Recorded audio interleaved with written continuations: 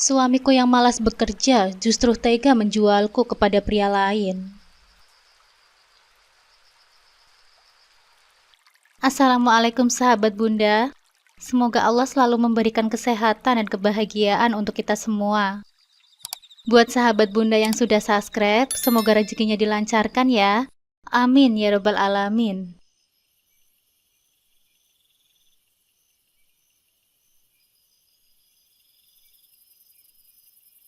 Aku adalah wanita yang lahir dari keluarga sederhana, tanpa ambisi muluk-muluk dari orang tuaku.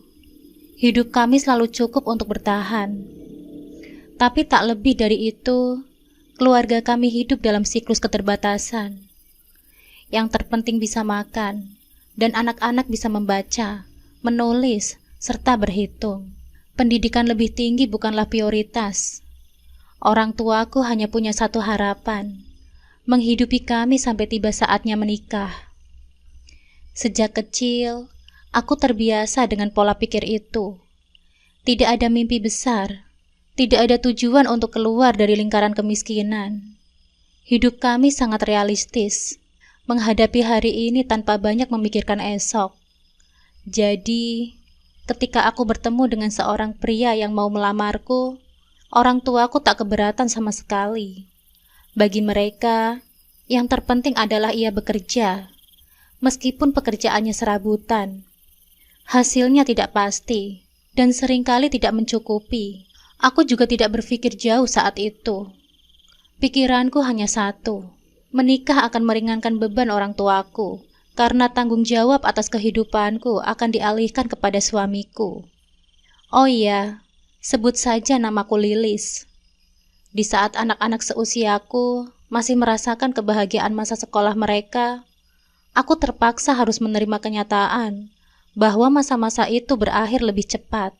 Ayahku dengan caranya yang tegas memutuskan bahwa aku harus menikah. "Apalagi yang kau tunggu, Lis? Umurmu sudah cukup," katanya suatu pagi sambil menatapku dengan sorot mata yang penuh keyakinan. Aku hanya bisa menunduk. Keputusannya sudah bulat. Lelaki yang dipilih ayahku adalah Fajar, anak teman dekatnya. Dia hanyalah seorang kuli bangunan yang bekerja di kota, ikut membangun proyek-proyek gedung yang sering dia ceritakan dengan bangga saat berbicara dengan para tetangga. Kami tidak banyak berbicara sebelum pernikahan. Aku tahu Fajar bukanlah orang yang buruk, tapi perasaan hati tak bisa dipaksakan. Aku belum siap untuk menikah. Apalagi dengan lelaki yang nyaris tidak kukenal. Namun di keluargaku, kata-kata ayah adalah hukum, dan dalam segala keterbatasan kami, pernikahan dianggap sebagai solusi bagi kehidupan yang serba kekurangan ini. Harapan ayahku sederhana. Setelah menikah, aku bisa membantu perekonomian keluarga. Dia berharap aku tidak lagi menjadi beban. Bahkan mungkin dengan keberuntungan, bisa membantu keuangan keluarga kami yang pas-pasan. Aku pun menyerah pada keinginan mereka. Sejak kecil, aku sudah terbiasa patuh. Kini pun, aku tak punya pilihan lain. Pernikahanku dengan Fajar berlangsung dengan sederhana. Jauh dari kemewahan, tak ada gaun pengantin yang mewah, tak ada pesta yang besar. Hanya sebuah akad nikah yang dihadiri oleh keluarga terdekat. Kebaya sederhana yang kupakai dijahit oleh ibu seminggu sebelum hari pernikahan itu. Dengan rasa campur aduk, antara bingung, takut dan pasrah, aku melangkah ke pelaminan, menyambut nasib baru yang kini menjadi takdirku. Setelah menikah, aku tinggal di rumah Fajar suamiku. Kebetulan, suamiku adalah anak bungsu, dan semua kakaknya sudah memiliki rumah sendiri. Di rumah itu hanya ada aku dan suamiku, dan ayahnya yang sudah tua, tidak bisa berjalan, dan harus duduk di kursi roda. Rumah kecil itu sederhana dan penuh kenangan tua. Lantainya terbuat dari tanah yang sudah keras oleh waktu, dan dindingnya terbuat dari kayu yang mulai lapuk dimakan usia. Suamiku memutuskan untuk tidak kembali bekerja di kota setelah kami menikah. Dia beralasan ingin lebih dekat dengan keluarganya, terutama dengan ayahnya yang butuh perawatan. Namun aku tahu alasan sebenarnya. Suamiku tidak lagi memiliki semangat untuk bekerja keras. Di desa, suamiku bekerja serabutan. Kadang-kadang menjadi kuli bangunan saat ada tetangga yang membangun rumah, atau membantu tetangga menggarap sawah ketika pekerjaan lain tidak ada. Aku menerima keadaan ini dengan lapang dada. Kehidupan seperti ini sudah akrab bagiku sejak kecil. Aku tidak pernah punya mimpi besar. Tak pernah terfikir untuk hidup lebih dari sekedar memenuhi kebutuhan sehari-hari. Aku menjalani peran sebagai istri dan ibu rumah tangga dengan tenang, tanpa banyak protes. Namun waktu berjalan dan keadaan mulai berubah. Ketika anak pertama kami lahir, hidupku menjadi lebih sibuk dengan pekerjaan rumah tangga, mengurus bayi, merawat ayah mertua yang sudah tua dan sakit, serta menjaga suamiku yang semakin malas bekerja. Awalnya, aku berusaha memaklumi suamiku. Mungkin dia lelah setelah bertahun-tahun bekerja keras di kota. Atau mungkin dia merasa bosan dengan pekerjaan beratnya. Tapi lama-lama, aku mulai merasakan beban itu semakin berat. Pekerjaan serabutan suamiku semakin jarang. Dan bukannya berusaha mencari pekerjaan lain, dia malah semakin sering menghabiskan waktu di rumah. Tetangga-tetangga mulai memperhatikan. Cibiran mereka mulai terdengar samar-samar di telingaku. "Kenapa suamimu itu tidak bekerja lagi di kota, Lis?" tanya seorang tetangga suatu hari ketika aku sedang menjemur pakaian. "Masih muda kok ngandelin uang pensiun bapaknya saja sih?" Kalimat itu terdengar biasa saja, tapi terasa seperti pisau yang menggores harga diriku. Semakin lama, semakin banyak yang berbicara di belakangku. Kakak-kakak suamiku yang sudah mapan pun ikut menyindir, menyebut kami sebagai beban keluarga. "Masa uang pensiunan bapak harus kamu yang pakai sih, Lis? Suamimu itu harusnya malu," ucap salah seorang dari mereka pada suatu pertemuan keluarga. Mendengar itu, darahku berdesir. Aku merasa marah, tapi aku tidak tahu pada siapa. Apakah aku harus menyalahkan suamiku yang semakin malas, atau diriku sendiri yang terlalu diam? Ataukah takdirku yang seperti ini memang sudah ditentukan sejak awal? Setiap hari, aku berusaha menenangkan diriku sendiri. "Ini sudah jalan hidupmu, Lis," batinku. Tapi seberapa lama aku bisa bertahan dengan semua ini? Dengan suami yang tak berusaha, dengan cibiran dari orang-orang di sekitar kami. Kehidupan yang tadinya terasa damai, kini mulai terasa berat. Dan aku mulai bertanya-tanya, sampai kapan aku harus terus menerima semuanya tanpa protes? Di tengah keheningan malam, saat suamiku tertidur lelap di sampingku, aku sering terjaga, memandangi langit-langit rumah kami yang reot. Ada rasa hampa yang tak bisa kujelaskan. Hidupku seperti berjalan di tempat, tanpa tujuan, tanpa mimpi. Aku terjebak dalam lingkaran kewajiban yang tiada henti, tanpa tahu apakah aku bisa keluar dari sana. Namun meskipun aku merasa tertekan, aku tetap menjalani semuanya dengan tekun. Aku percaya mungkin saja ada harapan yang tersembunyi di balik semua ini. Aku hanya perlu bertahan sedikit lebih lama, tapi entah sampai kapan, aku tidak tahu. Kehidupan terus berjalan, tidak peduli seberapa berat langkah yang kujalani. Anak kami kini mulai sekolah, dan bersamaan dengan itu, kebutuhan hidup kami semakin menumpuk.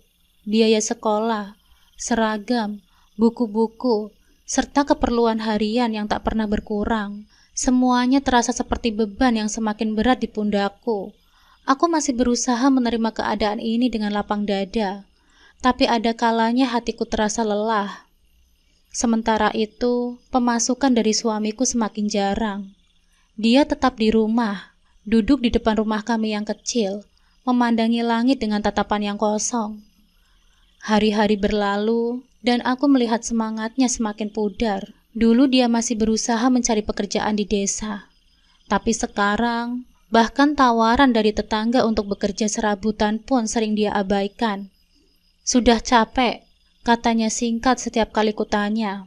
Seakan itu jawaban yang bisa menyelesaikan semua masalah. Aku mulai berpikir untuk bekerja sendiri. Sejujurnya, aku merasa bersalah membiarkan diri tenggelam dalam pikiran ini. Seorang istri seharusnya tidak menyaingi suami dalam mencari nafkah. Itulah yang selalu diajarkan kepadaku sejak kecil. Tapi keadaan memaksa, dan aku tak punya pilihan lain. Aku harus membantu keluarga kami bertahan, apapun caranya. Aku mulai menerima pekerjaan serabutan. Kadang-kadang aku membantu tetangga berjualan di pasar. Pekerjaan itu tidak mudah. Aku harus bangun subuh, menyiapkan segala kebutuhan anakku, lalu berangkat dengan membawa keranjang-keranjang berat. Tapi aku tak mengeluh. Di hari lain, aku mencuci pakaian untuk tetangga yang mampu membayar jasa mencuci. Tanganku mulai terasa kasar akibat sabun dan air dingin yang sering kurendam berjam-jam. Ketika musim tanam tiba, aku bahkan menjadi buruh tani, membantu menanam padi di sawah. Meski tubuhku kecil dan tenagaku terbatas. Setiap malam, tubuhku terasa remuk. Namun saat memandang wajah anakku yang tidur dengan damai, ada kekuatan yang kembali mengalir di dalam hatiku. Semua yang kulakukan demi mereka, demi keluargaku. Namun yang lebih menyakitkan dari kelelahan fisik adalah kelelahan batin melihat suamiku yang semakin kehilangan arah. Dia tak lagi berusaha mencari pekerjaan, hanya terdiam di rumah, seolah-olah menyerah pada keadaan. "Kenapa kamu tidak mencari pekerjaan lagi di kota, Mas?" tanyaku suatu malam, dengan nada yang kutahan agar tidak terdengar seperti keluhan. Tapi suamiku hanya menggeleng pelan. "Aku capek, Lis. Sudah terlalu lama bekerja berat. Sekarang aku ingin istirahat." Jawabannya selalu sama. Sebagai istri, aku ingin mendukungnya. Tapi bagaimana bisa? Setiap hari aku bertarung dengan rasa putus asa yang semakin membesar. Di tengah keterpurukan kami, teman suamiku Pak Johan mulai sering datang ke rumah. Dia adalah seorang mandor bangunan yang dulu pernah memakai jasa suamiku. Pak Johan ini terlihat lebih sukses, meski pekerjaannya masih di bidang bangunan. Dia memiliki proyek yang lebih besar dan lebih stabil. Setiap kali datang, dia membawa oleh-oleh, kadang buah-buahan, kadang makanan yang aku tahu harganya mahal. Kehadirannya awalnya terasa seperti berkah. Dia sering membantu kami, bahkan tanpa diminta. Setiap kali melihat anak kami bermain di halaman, dia memberikan uang jajan atau mainan kecil. Suamiku terlihat senang setiap kali Pak Johan datang. Mereka berbincang panjang lebar tentang masa lalu, tentang proyek-proyek besar yang pernah mereka kerjakan bersama di kota. Ada tawa di antara mereka, sesuatu yang jarang kulihat dari suamiku akhir-akhir ini. Seringkali Pak Johan menginap di rumah kami. "Ah, malas pulang. Besok aku ada pekerjaan di dekat sini. Jadi tidak apa-apa kan?" katanya sambil tersenyum. Aku menerima kedatangannya dengan sopan, berusaha menjadi tuan rumah yang baik. Namun seiring waktu, aku mulai merasa ada sesuatu yang berbeda. Sikap Pak Johan berubah. Pandangannya kepadaku terkadang terasa terlalu lama. Dia mulai berbicara dengan lebih akrab, lebih santai, dan semakin sering memujiku. "Lilis, kamu ini luar biasa. Masih muda tapi sudah begitu kuat menghadapi hidupmu yang berat ini," katanya suatu malam ketika suamiku sedang keluar membeli rokok. Aku tersenyum kaku, tidak tahu bagaimana harus menjawab pujian itu. Sebagai perempuan desa, aku tidak terbiasa dengan kata-kata manis semacam itu. Aku mulai merasa bahwa Pak Johan tidak hanya datang untuk bersahabat dengan suamiku, tapi juga memperhatikan aku dengan cara yang berbeda. Ada pandangan yang penuh nafsu setiap Pak Johan melihatku, terutama saat suamiku tidak ada. Memang jika dirasa rumahku ini tiap malam selalu sepi, terutama setelah lebih dari jam 9, karena anakku pasti sudah tidur, dan ayah mertua juga berada di kamar. Karena itu aku merasa bahwa Pak Johan memang menyimpan suatu hasrat terpendam padaku. Di malam berikutnya, Pak Johan datang lagi ke rumahku. Suasana terasa berbeda. Suamiku tiba-tiba pamit untuk pergi sebentar. Katanya mau membeli kopi. Aku hanya mengangguk, tanpa memikirkan lebih jauh tentang kepergiannya. Di rumah, anakku sudah tertidur lelap. Begitu pula dengan ayah mertuaku, yang selalu tidur lebih awal karena kesehatannya yang menurun. Hanya tinggal aku dan Pak Johan yang masih terjaga di ruang tamu, duduk berhadapan tanpa banyak bicara. Sejak kedatangannya yang semakin sering, kehadiran Pak Johan terasa seperti bagian dari rutinitas kami. Tapi malam itu, aku merasakan ada sesuatu yang tak biasa. Udara malam terasa lebih sunyi dari biasanya, seolah-olah dunia berhenti sesaat. Pak Johan menatapku dengan pandangan yang sulit diartikan. Awalnya, aku berusaha mengabaikan tatapan itu, berpikir bahwa mungkin aku hanya berlebihan. Tapi kemudian, ia mulai mendekat, perlahan dan semakin dekat, hingga akhirnya aku bisa merasakan kehadirannya yang begitu nyata di sampingku. Degup jantungku mulai berlari lebih cepat, tapi tubuhku seakan membeku di tempat. "Pak Johan kenapa?" tanyaku dengan suara yang bergetar, berusaha terlihat tenang meski dalam hati ada badai ketakutan yang mulai muncul. Namun dia tak menjawab, dia hanya terus mendekat, terlalu dekat hingga nafasnya terasa di kulitku. Sentuhannya yang tiba-tiba kasar membuatku terkejut. Aku ingin menjerit, ingin melawan, tapi seluruh tubuhku terasa lumpuh. Aku tahu apa yang akan terjadi, tapi ketakutan mengekang lidahku. Aku takut membuat keributan. Aku takut anakku bangun. Aku takut menciptakan skandal di desa yang akan membuatku malu seumur hidupku. Pikiran itu memenuhi kepalaku, menghalangi akal sehatku untuk bertindak. "Pak, tolong, jangan Pak," bisikku. Tapi suaraku hanya terdengar seperti angin yang berlalu. Apa yang terjadi malam itu terasa seperti mimpi buruk yang nyata. Segala sesuatu terjadi begitu cepat, begitu tiba-tiba. Pak Johan langsung memelukku, menjatuhkanku ke atas sofa. Dengan sangat ganasnya, ia melakukan perbuatan kejinya. Ia begitu bahagia saat berhasil melampiaskan nafsunya selama ini kepadaku. Dan saat semuanya berakhir cepat dan begitu sakit yang aku rasakan, aku hanya bisa tertunduk kaku. Rasanya seperti terlempar ke dalam lubang yang gelap dan dalam, di mana aku tak tahu bagaimana cara keluar. Aku merasa kotor, terhina, dan paling menyakitkan adalah kenyataan bahwa aku tidak mampu melawan, tidak mampu melindungi diriku sendiri. Malam itu, setelah Pak Johan pergi, aku hanya bisa menangis dalam diam. Air mata yang turun bukan sekedar ungkapan rasa sakit, tapi juga rasa malu yang menghancurkan harga diriku. Rasa bersalah yang tak tertahankan membanjiri pikiranku. Mengapa aku tidak melakukan apapun untuk menghentikannya? Apakah aku terlalu lemah? Ataukah aku terlalu takut akan konsekuensi yang mungkin terjadi? Keesokan paginya, suamiku pulang dengan wajah yang nampak berbeda. Dia lebih pendiam dari biasanya, bahkan nyaris tak berbicara sepatah kata pun. Dia hanya menatapku sekilas, dan dalam pandangan itu, aku merasakan sesuatu yang aneh. Apakah dia tahu? Apakah dia mencurigai sesuatu? Pikiran-pikiran itu berputar di kepalaku, membuatku semakin gelisah. Setiap kali suamiku melihatku, aku merasakan tatapan yang lebih dalam, seolah-olah dia sedang menyembunyikan sesuatu. Aku tak punya keberanian untuk bertanya, tapi di dalam hatiku ada perasaan yang tidak bisa kutepis, bahwa dia mungkin tahu sesuatu. Sore harinya, akhirnya aku memberanikan diri untuk menceritakan kepada suamiku tentang apa yang dilakukan oleh Pak Johan semalam. Hatiku penuh dengan harapan bercampur ketakutan. Aku berharap dia akan marah, kecewa, atau setidaknya menunjukkan reaksi-reaksi yang membuktikan bahwa dia peduli dan siap melindungiku. Namun yang terjadi justru sebaliknya.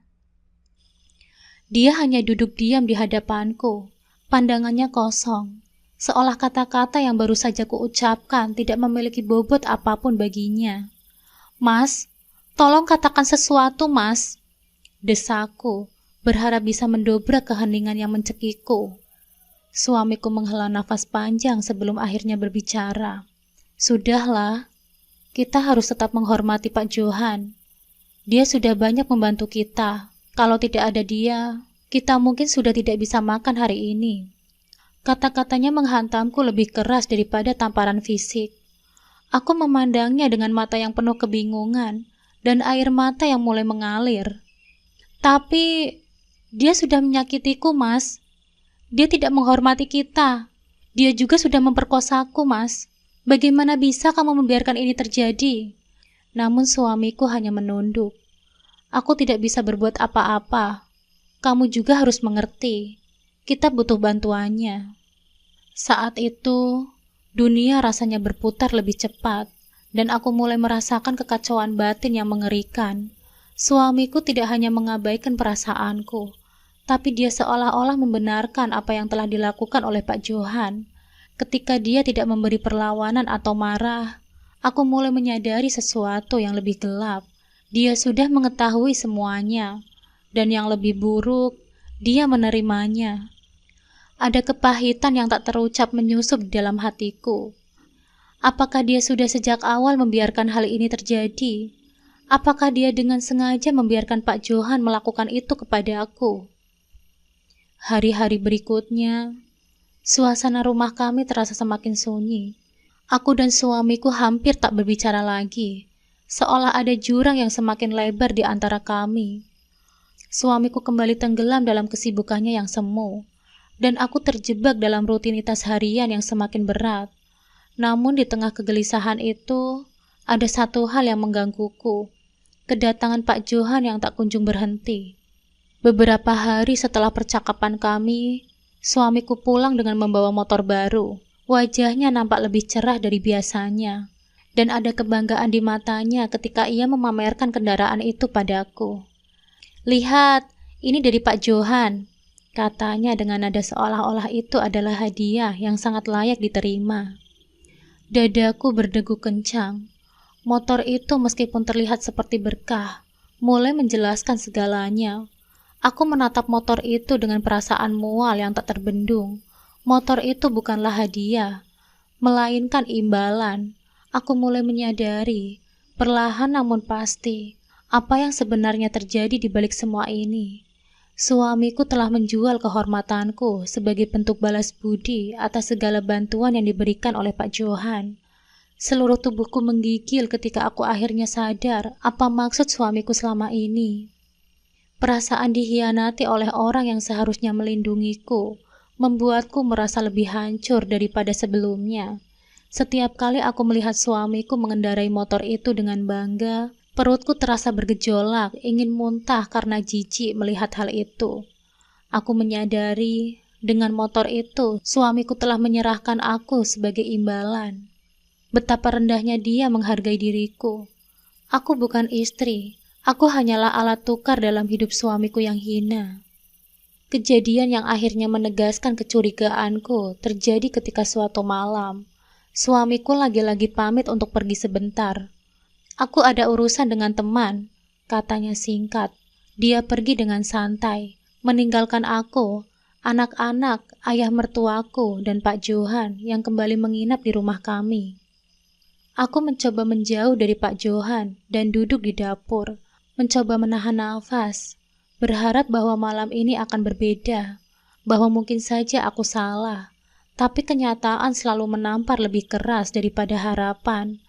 Tak lama setelah suamiku pergi, Pak Johan muncul di dapur, kali ini tanpa basa-basi. Tatapannya jelas, tujuannya tak bisa disangkal. Aku berdiri dengan gemetar, berusaha menegaskan diriku. "Pak, jangan Pak, tolong." Aku tahu suaraku bergetar, tapi itu satu-satunya pertahanan yang bisa kumiliki. Namun Pak Johan terus mendekat, dengan sikap yang sama seperti malam sebelumnya, penuh keyakinan bahwa aku tak akan melawan. Dan itulah yang akhirnya membuatku sadar, bahwa semua ini suamiku tahu. Dia tahu apa yang terjadi, dan setiap kali dia pergi saat Pak Johan datang, dia seolah-olah memberikan izin untuk apa yang dilakukan pria itu. Suamiku memerintahkan diam-diam, tanpa berkata langsung, bahwa aku harus melayani tamu itu sebagai imbalan atas motor, bantuan dan makanan yang diberikannya. Pernyataan itu menyentakku ke dalam kenyataan yang lebih kelam dari yang pernah kubayangkan. Aku merasa begitu kecil dan tak berdaya, seolah-olah hidupku bukan lagi milikku. Pada malam itu, Pak Johan terus mendekat. Aku tak hanya berurusan dengan satu pria, tapi dengan dua pria.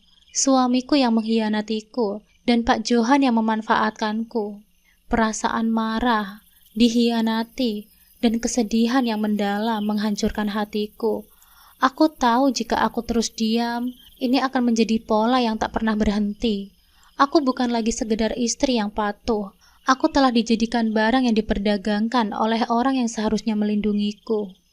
Di titik itu, aku sadar hidupku telah berubah sepenuhnya.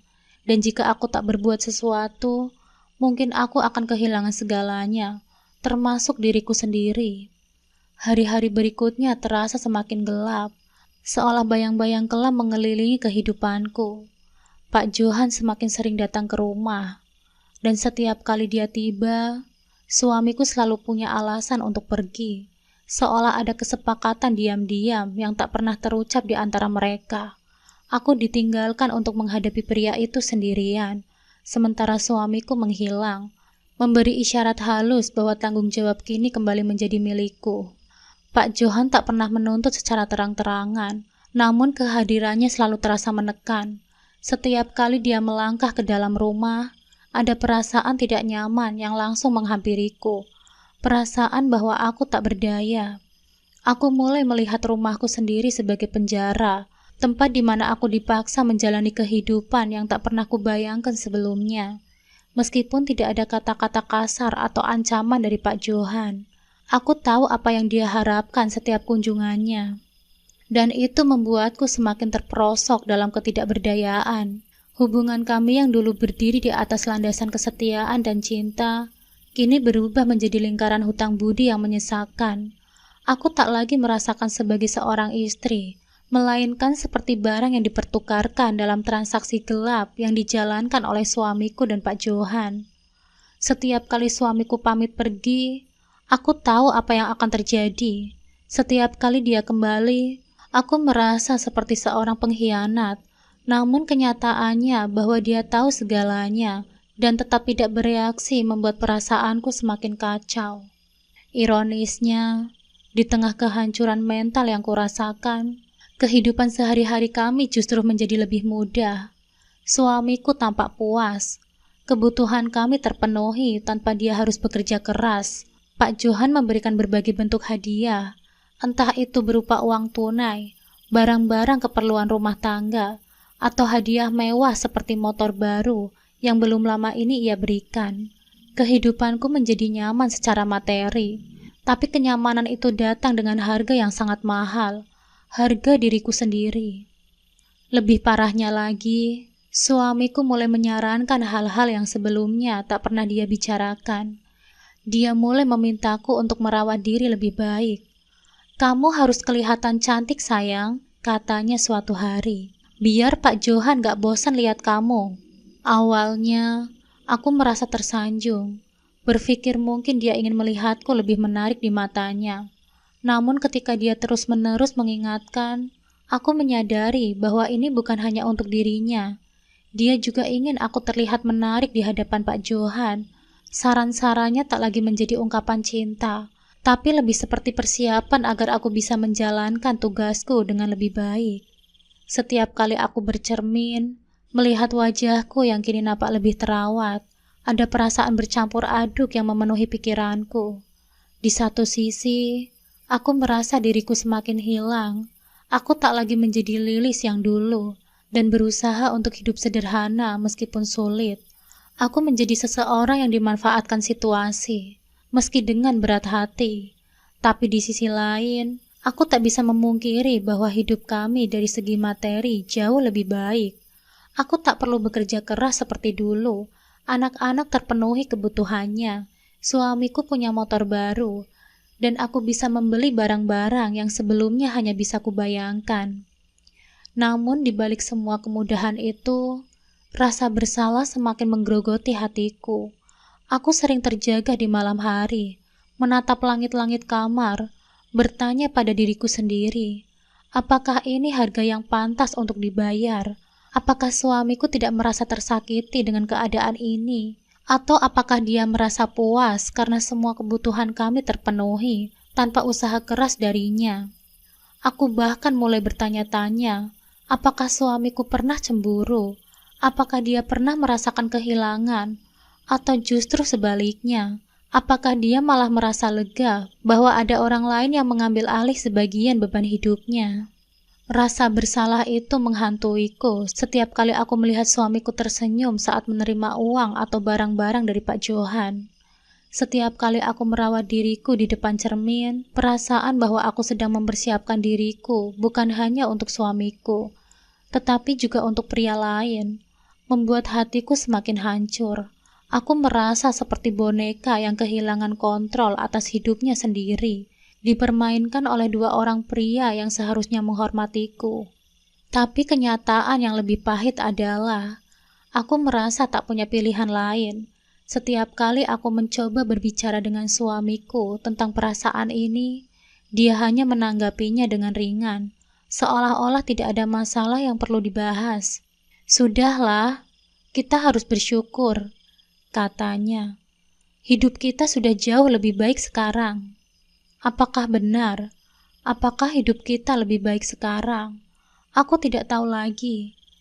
Yang ku tahu hanyalah, setiap kali Pak Johan datang, perasaanku takut, malu, dan tak berdaya kembali menghantui hidupku. Dan yang paling menyakitkan, aku tahu suamiku melihat semua ini sebagai sesuatu yang bisa diterima.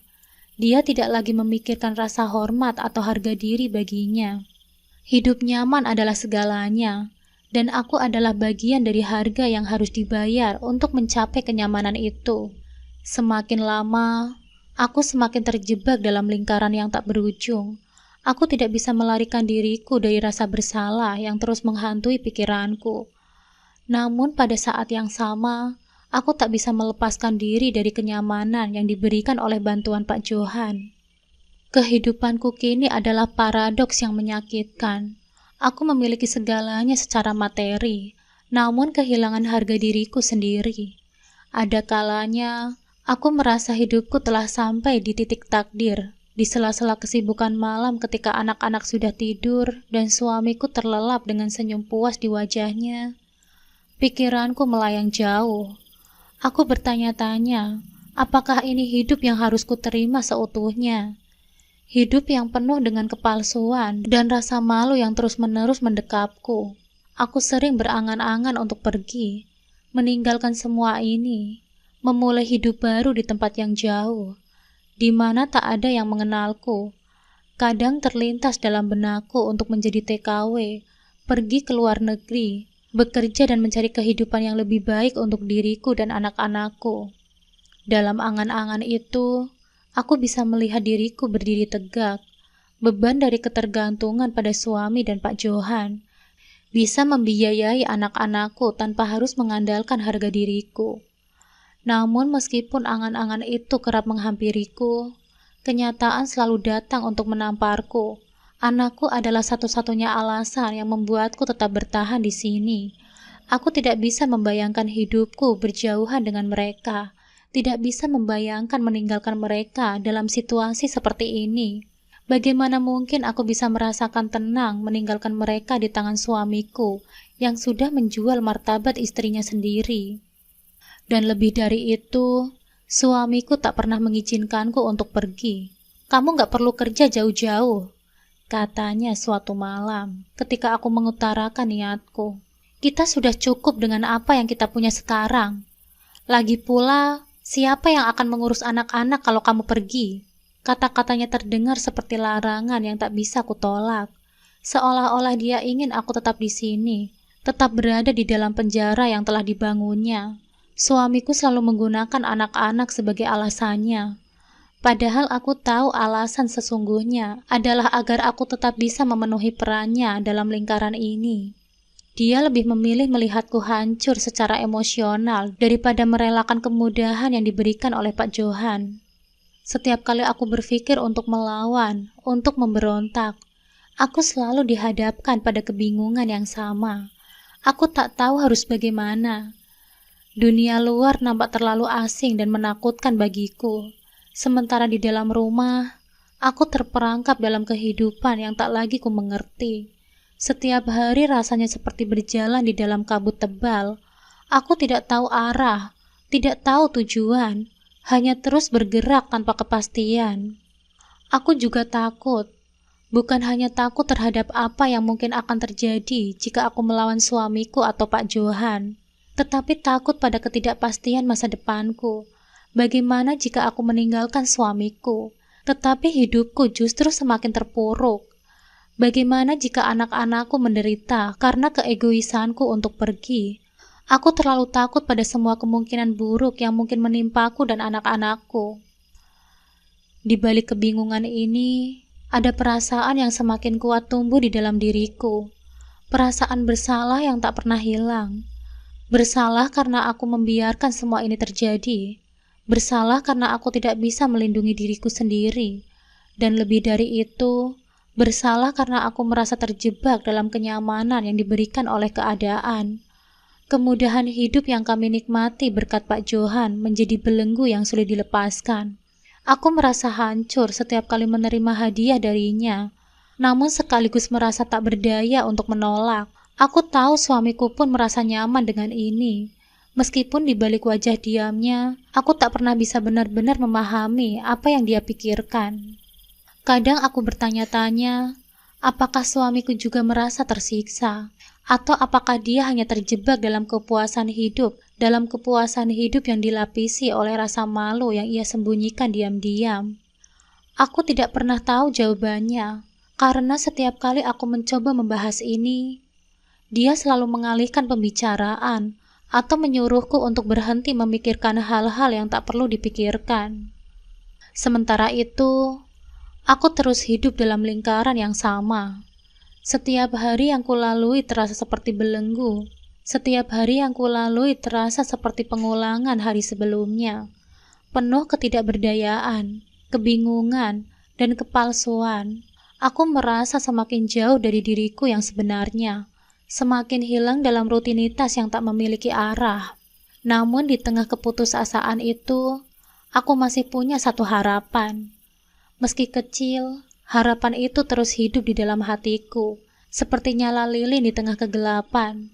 Aku berharap Tuhan akan memberiku jalan keluar, sebuah keajaiban yang akan mengakhiri semua ini. Aku percaya, di luar sana ada hidup yang lebih baik. Meski aku belum tahu kapan atau bagaimana aku akan sampai ke sana. Aku tahu kisahku belum berakhir. Entah bagaimana, aku masih terus berharap. Meskipun aku tahu kapan atau bagaimana semuanya akan berubah. Mungkin suatu saat nanti, aku akan menemukan keberanian untuk melawan dan mencari jalan keluar dari lingkaran hitam yang kini membelengguku. Mungkin Tuhan akan memberikan pertolongan di saat yang paling kubutuhkan. Yang pasti, aku tidak ingin hidup selamanya dalam keadaan ini. Aku ingin bebas, meski untuk saat ini, kebebasan itu masih nampak terlalu jauh untuk dijangkau. Namun seperti kata pepatah, harapan adalah satu-satunya hal yang tersisa ketika segalanya nampak hilang. Dan aku akan terus menggenggam harapan itu sampai Tuhan memberikan pertolongannya.